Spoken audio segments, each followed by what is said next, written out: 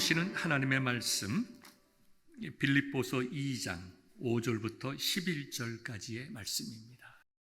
같이 한 목소리로 읽습니다. 너희 안에 이 마음을 품으라. 곧 그리스도 예수의 마음이니 그는 근본 하나님의 본체시나 하나님과 동등됨을 취할 것으로 여기지 아니하시고 오히려 자기를 비워 종의 형체를 가지사 사람들과 같이 되셨고 사람의 모양으로 나타나사 자기를 낮추시고 죽기까지 복종하셨으니 곧 십자가에 죽으심이라. 이러므로 하나님이 그를 지극히 높여 모든 이름 위에 뛰어난 이름을 주사 하늘에 있는 자들과 땅에 있는 자들과 땅 아래에 있는 자들로 모두 무릎을 예수의 이름에 꿇게 하시고 모든 입으로 예수 그리스도를 주라 시인하여 하나님 아버지께 영광을 돌리게 하셨느니라. 하나님의 말씀입니다. 아멘. 사랑하는 성도 여러분, 새해 첫 예배입니다. 얼마나 감사한지. 지난주에도 말씀을 드린 것 같이 우리가 살아있기에 새로운 한 해를 맞이하는 것이 아니라 하나님께서 저희를 통하여 이루실 하나님의 뜻이 새해에도 있기 때문에 저와 여러분들의 생명을 이어주시고 지금 이곳까지 인도하시고 예배드리게 하신 줄 믿습니다. 이와 같은 시간과 우리의 삶에 대한 이해의 개념이 바뀌어지는 복된 성도들 되시기를 주님의 이름으로 축원합니다. 2022년을 맞이해서 여러분의 가정이 복되시기를 바랍니다. 우리 옛말에도 가화만사성이란 말이 있지 않습니까? 가정이 평안스럽고 화목해야 우리가 나가서도 모든 일들을 잘할 수 있고 자녀들도 인격적으로 훌륭하게 자라게 되는데요. 가정이 복되고 평안하기 위해서는 어떻게 될까요? 가정의 주인이 예수님이 되셔야 합니다. 사도 바울은 그 모든 편지들을 통해서 항상 이렇게 말씀하셨잖아요. 우리 주 예수 그리스도의 은혜와 평강이 너희에게 있을지어다. 우리 주님께서 주시는 은혜와 평강이 여러분들의 가정 속에 충만한 복된 한 해 되시기를 다시 한번 주님의 이름으로 축원합니다. 여러분들의 믿음이 자라야 되겠어요. 영적인 세계에 눈이 뜨여져야 합니다. 영적으로 더욱더 깊어지는 그런 은혜를 체험하고 여러분들의 기도의 지경이 넓어지는 그것이 복입니다. 그래서 새해 한 해에는 여러분의 믿음이 자라고 하나님을 경험하며 하나님께서 나와 우리 가정에 주시는 은혜가 무엇인지 간증할 수 있는 그러한 간증이 많아지는 한 해가 될 수 있기를 또한 주님의 이름으로 축원합니다. 교회적으로도 건축이 완성되고 또 우리들이 하는 니카라과의 선교에도 하나님께서 은혜를 주시어서 콘셉션 베델교회와 또 동역하는 김양자 선교사님, 우리가 섬기는 네 군데의 월드비전 신학교가 정말 잘 되어서 콘셉션 베델교회의 성도들이 정말 믿음이 자라고 많은 목사님들과 신학생들이 신학교에서 잘 받음으로 말미암아 그들의 교회에서 그들의 선교와 복음 선포함에 있어서 성령의 능력이 나타날 수 있는 한 해가 되기를 바랍니다.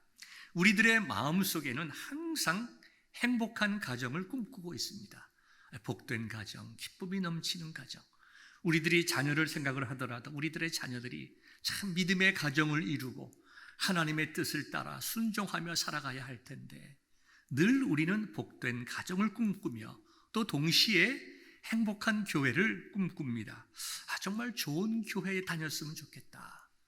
아니면 또 우리 교회가 정말 좋은 교회가 되었으면 좋겠다. 교회의 크기에 상관없이 정말 내가 이 교회 다니는 것이 자랑스럽고 기쁘고 이 교회를 통해서 나와 내 자녀들이 하나님을 섬긴다는 것이 얼마나 좋은 일인가 하는 그와 같은 좋은 교회에 대한 열망이 저와 여러분들에게 있습니다. 특별히 저 역시 하나님, 저의 섬김을 통하여 성도들의 마음속에 우리 주님의 은혜와 평강이 충만하기를 원합니다. 정말 기쁘고 행복한 마음으로 신앙생활할 수 있도록 제가 주의 종으로서 복된 교회 만들어갈 수 있도록 하나님 도와주세요. 늘 기도하는 목회자의 기도의 제목입니다. 어떤 교회가 좋은 교회인가, 어떤 교회를 만들어 나가야 할까를 생각을 하면 저는 늘 토니 캠펠로 목사님의 이야기가 떠오릅니다. 제가 14년 전에 우리 교회에 처음으로 와서 말씀을 전할 때에 토니 캠펠로 목사님의 이야기를 한 것으로 기억이 됩니다. 목사님께서 필라델피아에서 목회를 하실 때에 하와이 호놀룰루에 집회를 가시게 되었습니다. 긴 여행에 지친 목사님이 호텔에서 푹 주무시고 일어났음에도 불구하고 이 동부 시간과 하와이 시간의 시차가 5시간이 나기 때문에 새벽 2시가 조금 지나서 목사님이 깼습니다. 잠도 깨고 이제 호놀룰루의 야경도 좀 보고 싶으셔서 숙소 밖으로 나가서 구경을 하시다가 시장하시기도 해서 도넛 샵에 들러서 이제 커피와 도넛을 드셨습니다. 커피와 도넛 얼마나 이게 참 잘 맞습니까? 기분 좋게 커피를 드시고 계시는데 갑자기 가게 문이 휙 하고 거칠게 열리면서 서너 명의 젊은 여성들이 도넛 샵 안으로 들어옵니다. 그리고 목사님 테이블 옆에서 그들이 커피와 이 도넛을 먹고 이야기를 하고 있었습니다. 그 중에 한 여성이 이야기합니다. 제니, 내일 내 생일이야. 친구가 대답합니다. 시큰둥하게. 그래? 내일 내 생일이라고. 내일 내 31번째 생일이야. So what? 그래서 뭐 어찌되는 거냐? 우리 주제의 생일이 무슨 그리 얼어 죽을 놈의 생일이냐? 이런 식으로 대답을 합니다. 그들은 피던 잠대를 잿더리에 비비면서 그렇게 이야기하면서 이제 커피를 마십니다. 그랬더니 내일 생일인 그 친구가 이렇게 얘기를 합니다. 그냥 나는 내일이 내 생일인 것을 이야기해 주고 싶었어. 대여섯 명의 친구들이 아무도 그 얘기에 귀를 기울이지 않았습니다. 잠시 후 그들이 나간 후에 목사님은 하도 이상해서 그 도넛 가게 주인에게 물어봤습니다. 저 여성들이 누굽니까? 이곳에서 사는 율락 여성들입니다. 이쯤 되면 일을 끝내고 우리 도넛 샵에 들려서 커피 한 잔 마시고 들어갑니다. 매일 옵니까? 그럼요. 하루도 안 빠지고 옵니다. 그래요. 그러면 내일 나와 우리 매니저 우리 두 사람이 생일 맞을 그 여성을 위해서 생일 파티를 준비합시다. 그 여성의 이름을 혹시 아십니까? 알죠. 샌디입니다. 샌디가 제일 마음이 여립니다. 그래서 그날 밤 또 그 다음날 아침에 이 토니 캠펠로 목사님이 그 샌디를 위해서 생일 파티 준비를 합니다. 풍선도 사고 해피 버스데이 배너도 만들고 카드도 준비하고 작은 선물도 준비하고 또 물론 케이크도 준비했습니다. 그리고 그 다음날 새벽 3시에 목사님과 또 그 도넛 샵의 주인이 기다리고 있었는데 역시 새벽 3시쯤 되니까 거칠게 문을 휙 열면서 대여섯 명의 여성들이 들어옵니다. 그때 그 도넛 샵 주인이 불을 끄고 케이크에 불을 켜서 목사님과 함께 생일 축하 노래를 불러주었습니다. Happy birthday to you. Happy birthday to you. Happy birthday dear Sandy. Happy birthday to you. 갑자기 생일 축하 노래와 또 생일 케이크를 받은 샌디는 너무나도 놀라고 당황해서 몸을 떱니다. 샌디를 의자에 앉히고 케이크의 촛불을 끄게 했습니다. 이제 불을 켜면서 박수를 칩니다. 그때 그녀는 그녀의 얼굴을 감싸고 흐느끼면서 이렇게 얘기합니다. This is my first birthday party in my whole life. 오늘 이 생일 파티가 내 생애 처음 받는 생일 축하 케이크입니다. 그 얘기를 듣고 토니 캠펠러 목사님이 샌디를 이렇게 가만히 안아주었습니다. 등을 두드리면서 아무 말 하지 않았습니다. 왜 이렇게 살아왔니? 묻지 않았습니다. 율락녀라고 모욕하고 죄인이라고도 이야기를 하지 않았습니다. 나쁜 일을 하며 살았으니 다시는 이런 일을 하지 말라고도 이야기하지 않고 등을 두드려 주면서 조용히 기도합니다. 샌디를 사랑하시는 하나님, 우리 샌디가 많은 사랑받게 하옵소서. 몸도 마음도 건강하게 하시고 좋은 가정 이루게 하시고 주 안에서 행복하게 살게 하옵소서. 간절한 마음으로 샌디를 위하여 기도해 주었습니다. 감사와 감격의 눈물을 흘리고 떠난 그들을 배웅한 후에 잠시 매니저가 목사님에게 물어봤습니다. 선생님, 혹시 선생님 목사님 아닙니까? 예, 나는 토니 캠펠러 목사입니다. 어떤 교회를 섬기십니까? 예, 저는 새벽 3시에 생일 파티를 열어주는 교회에서 시무하고 있습니다. 그때 그 매니저가 목사님 앞으로 나가서 눈물을 글썽거리면서 목사님 손을 잡고 이렇게 얘기합니다. 목사님, 저도 목사님 교회 나가고 싶습니다. 여러분들은 어떤 교회가 좋은 교회라고 생각하십니까? 어떤 교회가 여러분이 만들고 싶고 다니고 싶고 꿈꾸는 교회입니까? 우리 모든 사람들이 생각은 조금씩 다르지만 용서함을 체험하고 하나님의 은혜와 사랑을 경험하는 그와 같은 교회가 아름다운 교회요, 바라는 교회고 저와 여러분들이 꿈꾸는 교회고 다니고 싶은 교회라고 생각이 듭니다. 누구든지 어떠한 사람이든지 이 교회를 통해서 용서받고 정말 용서가 무엇인지 깨달을 수 있는 교회. 나는 부족하고 가치 없는 사람이라 하더라도 하나님께서 나를 무한히 이유 없이 무조건적으로 사랑해 주시고 나를 품에 안으시고 끌어안으시는 그러한 교회, 그런 것을 경험하며 그런 교회라고 외칠 수 있는 교회, 그와 같은 교회, 저와 여러분은 꿈꾸는 교회를 2022년에 함께 만들어 갈 수 있기를 주님의 이름으로 축원합니다. 바로 그 교회는 그리스도의 마음을 품은 성도들이 만들어가는 교회입니다. 그리스도의 마음을 품자, 그리스도의 마음을 가지자라고 하는 것이 올 2022년 우리 교회의 표어입니다. 어떤 도전적이고 공격적이고 어떤 행사적이고 그런 것이 아니라 우리의 내면이 변화될 수 있는 목표, 나의 신앙과 믿음이 자랄 수 있는 목표, 어떤 외적인 부흥도 중요하지만 더 중요한 것, 사람이 변화되고 생명이 태어나는 그와 같은 교회가 되기를 위해서 저와 여러분들은 함께 기도하며 그리스도의 예수의 마음을 품는 그러한 한 해가 될 수 있기를 우리 주님의 이름으로 축원합니다. 오늘 읽은 본문의 말씀은 빌립보 교회에 관한 말씀입니다. 빌립보 교회는 사도 바울이 2차 선교 여행을 통하여 세운 유럽의 첫 번째 교회입니다. 사도행전 16장을 보면 바울이 이제 기도하러 강변으로 나갔다가 루디아와 일련의 여성들을 만나고 그 루디아의 집에서 예배를 드리면서 빌립보 교회가 시작이 됩니다.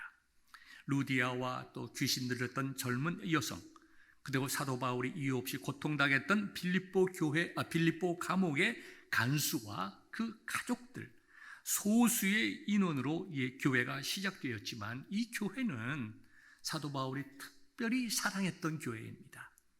물론 사도 바울이 모든 교회를 사랑했지만 특별히 사랑했던 이유는 이 빌립보 교회 성도들이 사도 바울에 대한 참 남다른 사랑과 섬김을 베풀어 주었기 때문입니다. 또한 그들은 사도 바울의 선교를 이해하고 복음을 위하여 사도 바울을 열심히 섬겼습니다.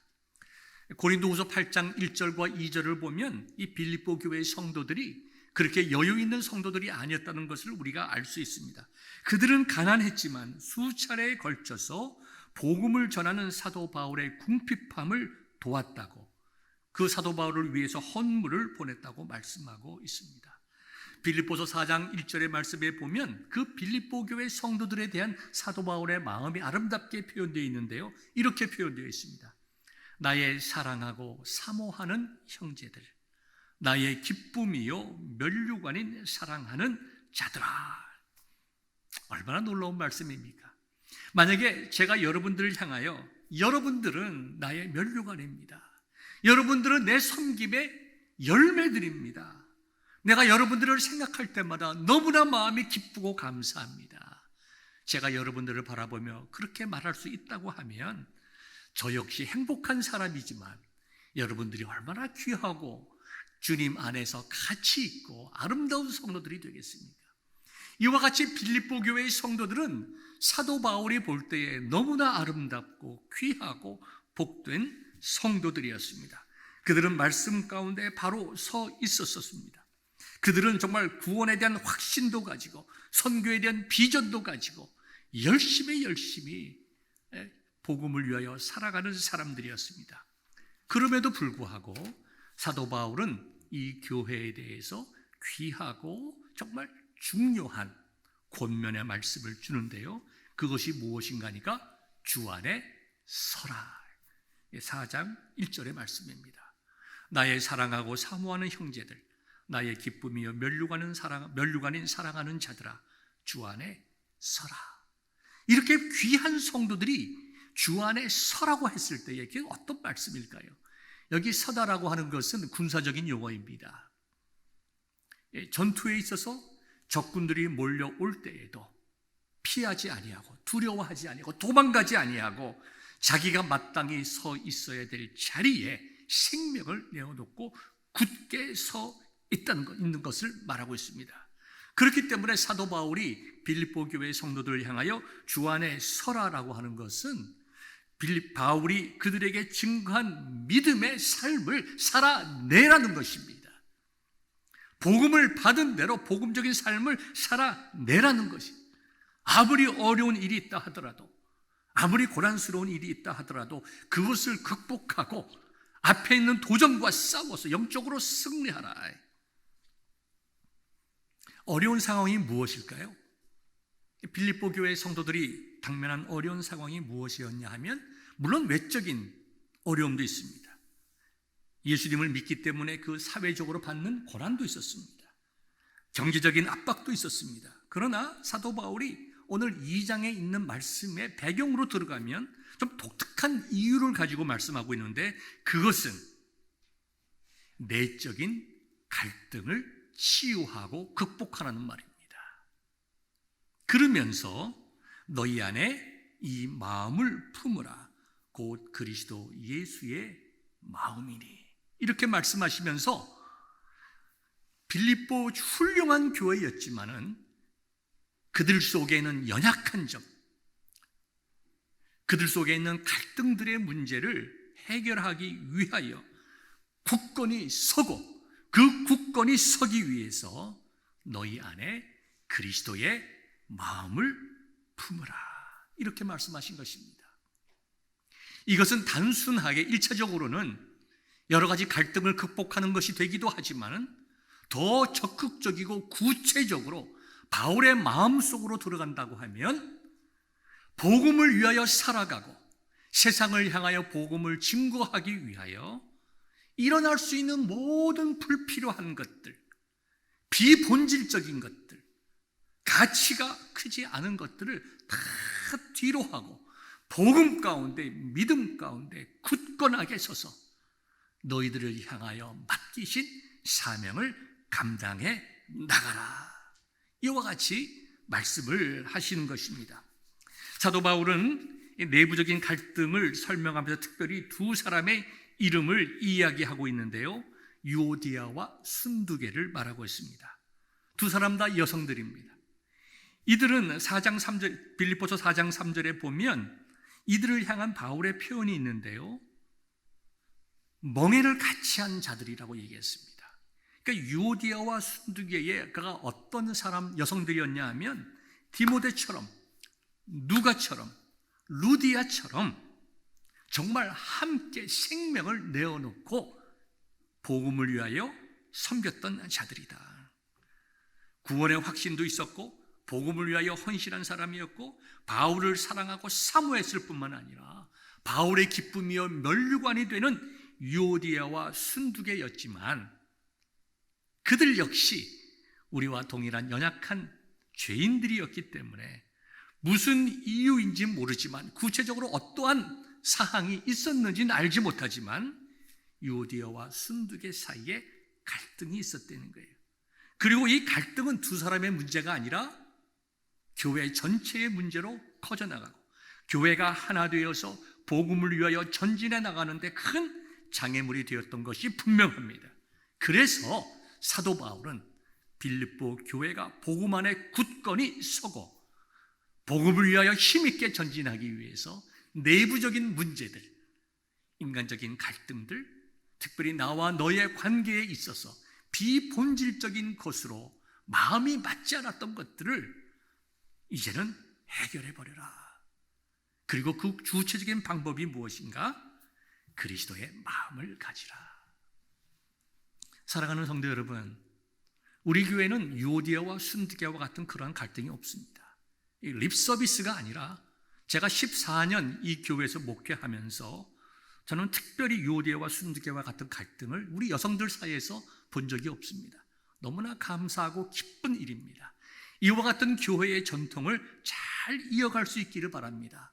그래서 우리가 이와 같은 인간적인 갈등이 하나의 예로 나왔지만 우리가 서로 다른 점들, 우리가 서로 생각이 다른 점들, 살아온 배경과 여러 가지 경험이 다른 것으로 인해서 우리가 주님을 사랑하지만 한 개인들이 주님을 다 사랑하고 귀한 성도들이지만 서로 생각이 다른 것 때문에 서로 일을 하는 방법이 다른 것 때문에 갈등하고 부딪히는 일들이 우리 교회는 앞으로도 절대로 일어나지 않기를 간절히 소망합니다. 어떻게 하면 그와 같은 인간적인 위험을 극복하고 마귀가 틈타는 것을 우리가 물리쳐 나가고 우리가 정말 겸비한 마음으로 마음과 뜻과 정성을 다하여 하나님을 섬기고 우리에게 맡겨진 사명을 감당할 수 있을까? 다른 말로 해서 정말 새벽 3시에 생일 파티를 열어주는 아름답고 복된 교회를 만들어 나갈 수 있을까? 무엇일까요? 오늘 설교의 제목처럼 2022년 우리 교회의 모토처럼 우리 안에 다 한 사람 한 사람이 다 그리스도의 마음을 품는 것입니다. 예수님의 마음이 무엇인가에 대해서 여러 가지 신학적으로도 설명할 수 있겠지만 오늘 빌립보서 2장이 우리에게 증거하고 있는 것은 그리스도의 마음을 하나님의 말씀이 이루어지기를 위하여 하나님의 뜻을 위하여 자신의 모든 것을 버리고 순종하고 낮아지셔서 죽기까지 복종하신 예수님의 삶의 태도라고 여기 규정을 하고 있습니다. 제가 5절부터 다시 읽어드리겠습니다. 너희 안에 이 마음을 품으라. 곧 그리스도 예수의 마음이니 그는 근본 하나님의 본체시나 하나님과 동등됨을 취할 것으로 여기지 아니하시고 오히려 자기를 비워 종의 형체를 가지사 사람들과 같이 되셨고 사람의 모양으로 나타나사 자기를 낮추시고 죽기까지 복종하셨으니 곧 십자가에 죽으심이라. 이렇게 말씀하셨어요. 예수님께서 하나님과 동등되시지만 그럼에도 불구하고 어떤 마음이었기에 어떤 마음을 가지셨기에 사람의 모양으로 정말 종의 모습으로 나타나셔서 무엇 때문에 자신의 생명까지 주셨을까? 그리스도의 마음이 무엇일까요? 우리에게 그리스도의 마음을 품으라고 했는데 그 마음이 무엇일까요? 여기 곧 그리스도 예수의 마음이리 이렇게 말씀하시면서 우리를 구원하시기 원하신 하나님의 뜻을 이루시기 위해서 이 땅에 종의 형체로 사람과 함께 같이 되었다. 그리고 우리를 위하여 생명 주심으로 하나님의 뜻을 이루어 내셨다. 하나님의 뜻을 위하여 생명을 주심으로 그 하나님의 뜻을 이루어 내신 겸손, 복종하심을 여기에 그리스도의 마음이라고 말씀하셨습니다. 그러므로 우리가 새해 한 해 그리스도의 마음을 품자라고 하는 것은 단순하게 우리가 다른 사람을 섬기고 사랑하고 열심히 주님을 따라가는 것만으로 그치는 것이 아니라 예수님께서 이 땅에 오신 그 근본적인 목적이 무엇인가 깨달아서 나 자신이 그 목적에 부합되는 삶, 뭘까요? 섬김의 삶, 서로 사랑하는 삶, 그리고 다른 분들을 위해서 기도하며 기도의 지경을 넓혀가는 삶, 그리고 사람들의 생명을 구원하기 위해서 세상을 향하여 복음을 증거하는 삶, 그와 같은 삶과 그와 같은 마음이 그리스도의 마음을 품는 것이고 그 품은 마음대로 살아내는 것이라고 저는 믿습니다. 제가 아는 한 젊은 여성이 계셨습니다. 제가 섬기던 교회에서 예수님을 이제 믿기 시작했는데 미국에 유학 와서 예수님을 영접하게 되고 예수님을 이제 잘 섬기게 되었습니다. 하루는 이분이 이제 도시 그 다운타운에서 이제 비즈니스가 있어서 이제 걸어가는데 거기서 홈레스 피플 한 사람을 보게 됩니다. 지나가는데 보통 때 같으면 저기 불쌍한 사람이 한 사람이 있구나, 참 안 됐다라고 지나갔을 텐데 그날은 자기의 마음속에 성령께서 내가 가서 불쌍히 여기는 마음으로 기도해주고 복음을 전하라 라고 하는 성령의 음성이 그의 마음을 때렸습니다. 그때 그 여자분은 하나님 나 못해요, 내가 그걸 어떻게 해요 하면서 가는 길을 계속 갔습니다. 그런데 계속적으로 성령께서 마음속에 돌아가서 위에서 기도해 줘라, 나의 마음으로 그리스도의 마음으로 가서 기도하라. 하나님 못해요, 내가 어떻게 합니까? 무서워요, 내가 다가가는데 해코지하면 어떡합니까? 그리고 내가 어떻게 가서 가까이 갑니까? 냄새도 날 거고 더럽기도 하고 어떻게 내가 손을 잡고 기도해 줍니까? 계속 걸어갑니다. 성령께서 그녀의 마음속에 계속해서 마음을 두드립니다. 그래서 더 이상 거부하지 못하고 돌아서서 아까 그 자리로 다가갔습니다. 어둑어둑해지는데 그 홈레스 피플은 사람은 자기가 사는 잠자리로 가기 위해서 깔고 앉았던 그 종이 판때기를 들고 이제 집을 챙기고 있었습니다. 다가가서 짧은 영어로 얘기했습니다. 부들부들 떨면서 Sir, I will pray for you. 그리고 영어로 기도하기 힘드니까 그 사람 당황하고 바라보는 그 홈레스 그 사람에게, 그 남자에게 그 손을 잡고 정말 떨면서 한국말로 기도를 했습니다. 무엇이라고 기도했는지 기억이 나지 않을 정도로 매우 당황하고 어렵게, 그러나 열심히 그 사람을 위해서 기도를 해 주었다고 제게 이야기를 했습니다. 참 귀한 이야기죠. 쉬운 이야기가 아닙니다. 여러분 같으면 선뜻 가서 한쪽 구석에 앉아있는 홈레스 피플의 손을 붙잡고 그 사람을 위해서 기도하기가 쉽겠습니까? 참 어려운 일입니다.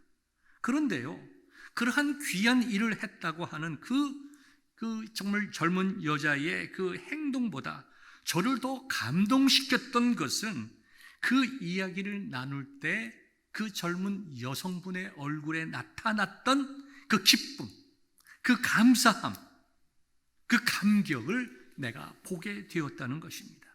오랜 시간이 지났지만 그 이야기를 할 때마다 하나님께서 자신을 도와주셔서 그 홈레스 피플을 위해 손을 붙잡고 기도할 수 있었다고 하는 것이 얼마나 자신에게 있어서 감사한 일이고 복된 일이었고 간증의 거리가 되는지.